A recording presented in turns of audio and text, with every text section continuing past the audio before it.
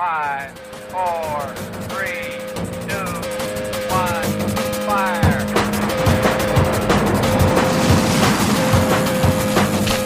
The only thing we have to fear is fear. Mile 18. This is Endurance Nation.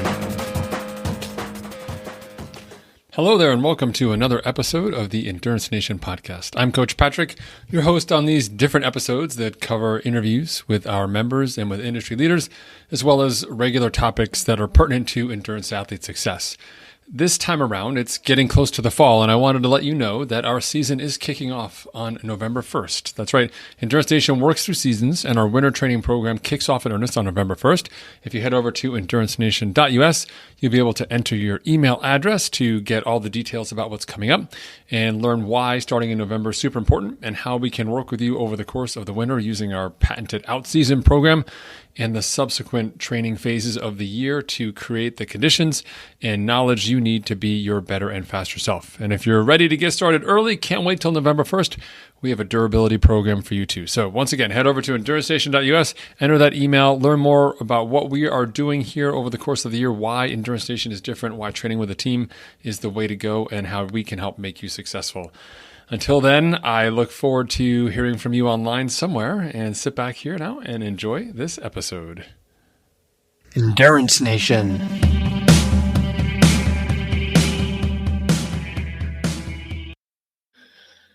Hey everyone, Coach Patrick here from Endurance Nation, back on another Coach Broadcast, Coach Video Cast this week. Special one, going to do a little 3-part video series here as we head into the winter to give you a sense of how we train inside Endurance Nation.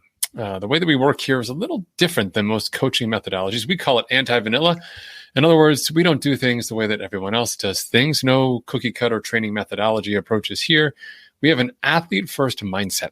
And that athlete-first mindset means we build training plans, we build training programs, we build a season that reflects what's best for our athletes, what's best for you. We're built by athletes for athletes. So we create tools, resources, and experiences that allow you to become smarter. Smarter athletes are faster athletes.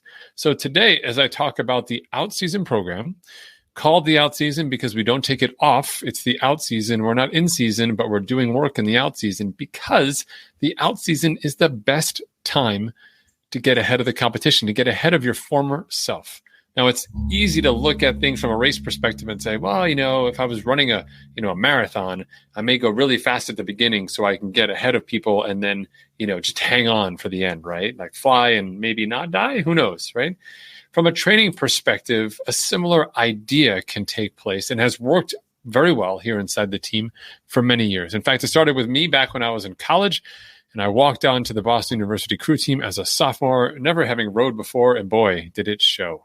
And I knew that I was in trouble because while I was fit and I could train and run around, I really didn't know what the heck I was doing from a rowing perspective. And it showed up for sure when we were indoors in the winter on the erg machine, those Concept 2 rowing machines.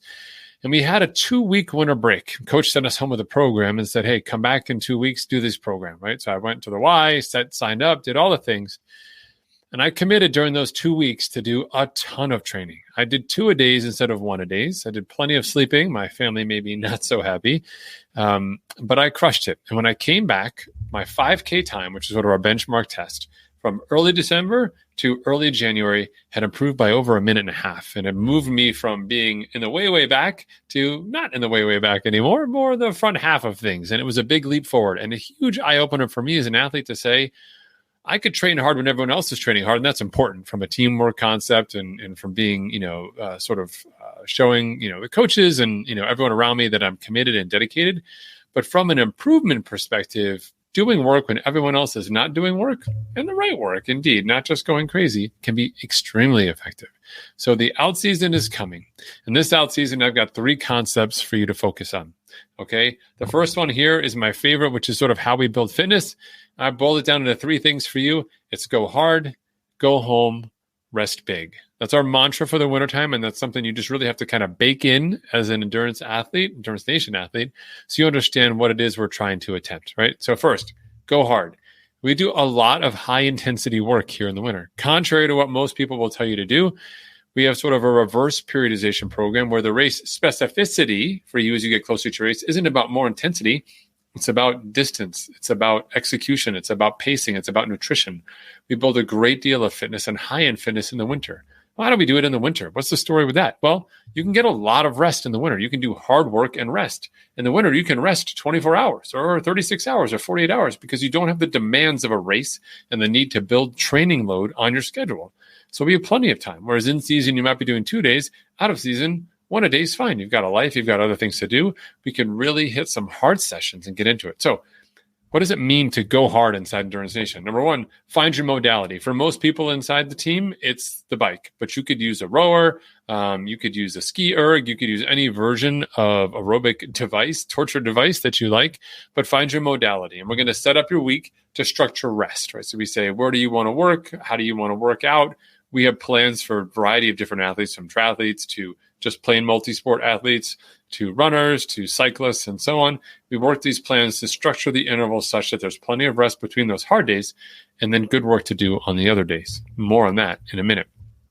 The third thing that we do is we chart incremental growth. So we look week to week. Every week, we just kind of move just a little bit. We don't have to go crazy. We don't have to go from 70% fitness to 80% fitness in a week, but we'll say 70% fitness. We're looking for like 71, maybe 72% fitness that next week. And the next week after that, maybe 73. Got a rest week, maybe dial it back. We go back and say, let's get to 73 again. Then we'll go 74, 75. We go through this progression where we build expectations with you as the athlete to know that you're going to progress, and you see the value in these key high-intensity workouts during your week. Not all workouts, not just any workout you do where you go run around the neighborhood and say, I should be faster than I was last time just because I should be faster, but actually targeted intervals structured such as to build fitness for you and increase training stress in a time-efficient and appropriate manner. And then the fourth and final part of going hard is testing often. I say that because we don't want you just to go hard because you can go hard. Doing well inside a set of intervals means that you're strong through all the intervals and maybe even a little bit stronger on that last one. Good pacing even matters inside intervals.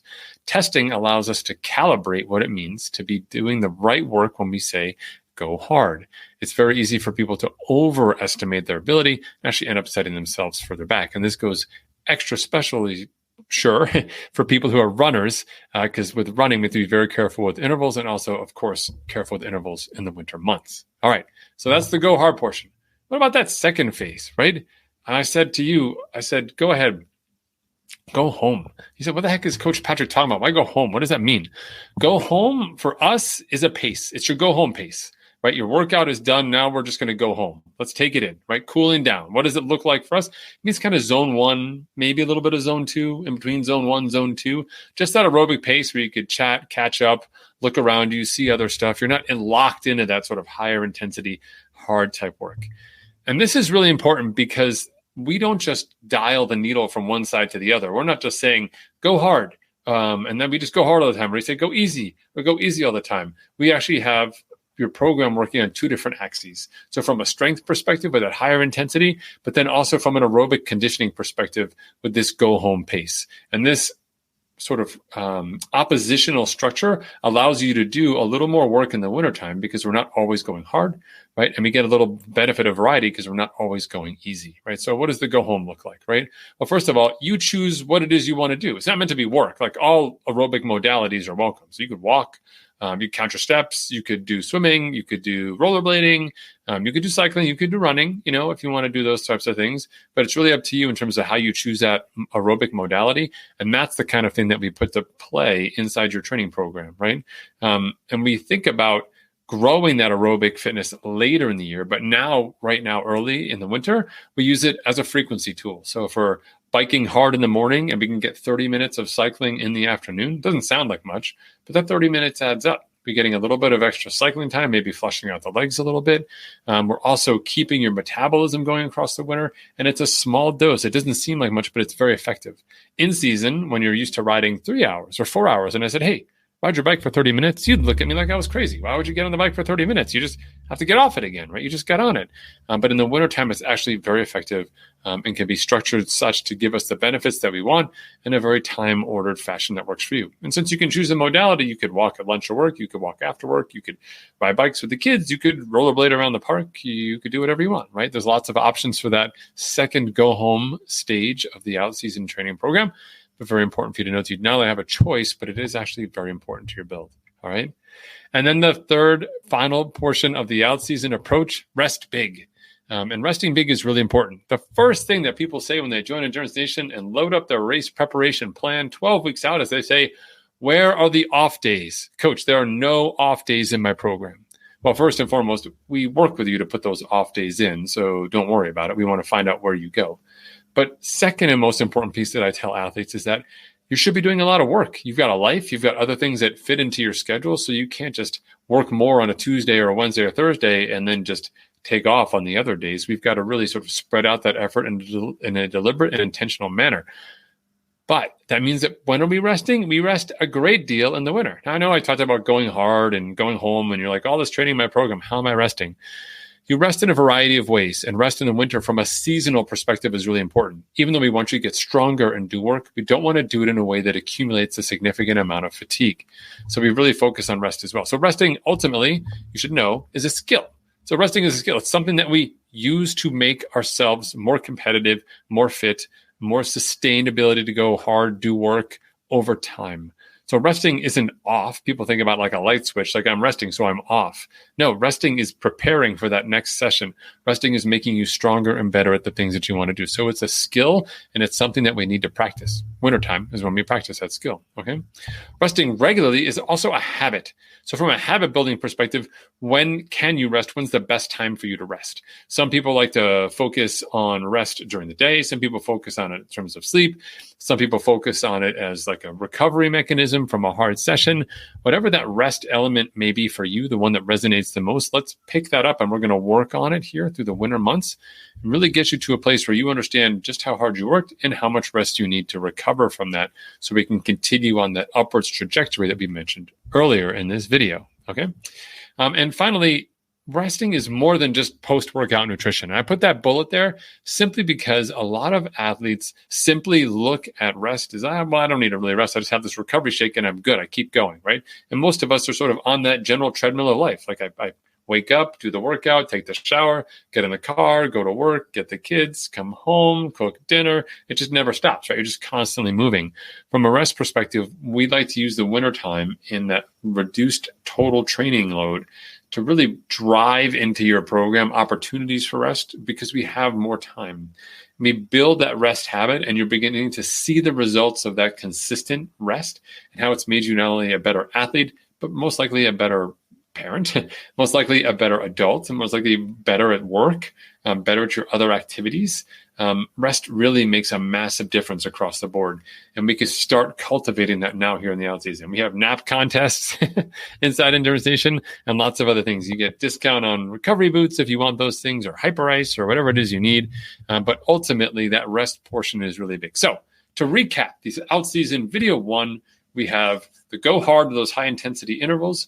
We have go home with that steady aerobic component that is either in the second part of the day or on select days when you're not doing your harder intervals. And then finally, rest big, really developing the habit of rest and baking it into your program. So as we head into the season and start doing more work, you understand what it means to have been rested and to not be rested. And you want to get back to that rested state, and we put that to work for you. All right. You can check us out online at endurancenation.us. We've got a lot going on here these winter months. The team is open for the month of October every single year. You can go ahead and create the membership that you want. It's really an opportunity for you to find a program that makes you stronger and smarter. We believe in both. And to join a community of athletes, over 300 of us, who are committed to this aspect of being the best we can be without compromises on the things that are really important to us. Okay.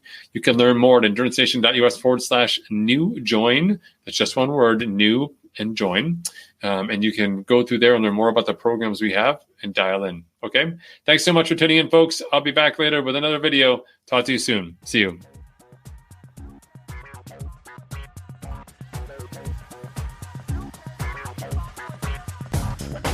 For more information about Endurance Nation, visit us online at endurancenation.us. The provided music is from the Podshow Podsafe Music Network. Check it out at music.podshow.com.